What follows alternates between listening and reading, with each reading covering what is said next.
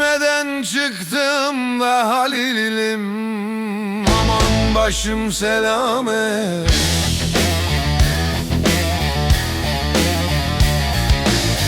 Çökertmeden çıktım da Halil'im, aman başım selamet.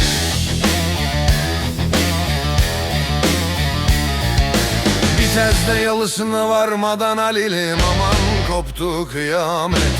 Vitesde yalısına varmadan Halil'im, aman koptu kıyamet.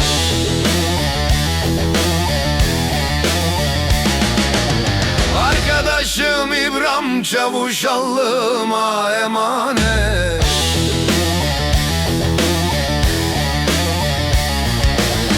Arkadaşım İbrahim Çavuş Allah'ıma emanet.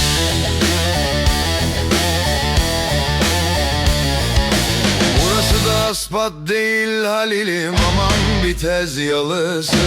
Ciğerime ateş saldı, aman fişek yarası.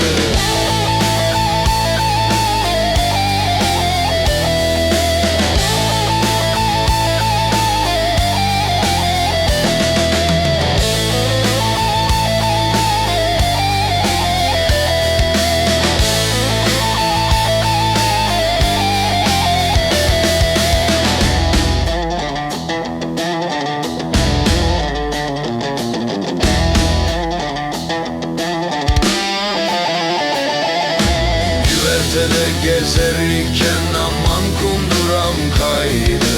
Güvertede gezerken aman kunduram kaydı. İpekli mendilimi o rüzgar aldı.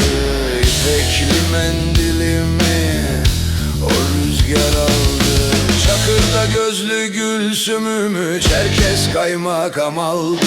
Çakırda gözlü Gülsüm'ümü Çerkes kaymakam aldı.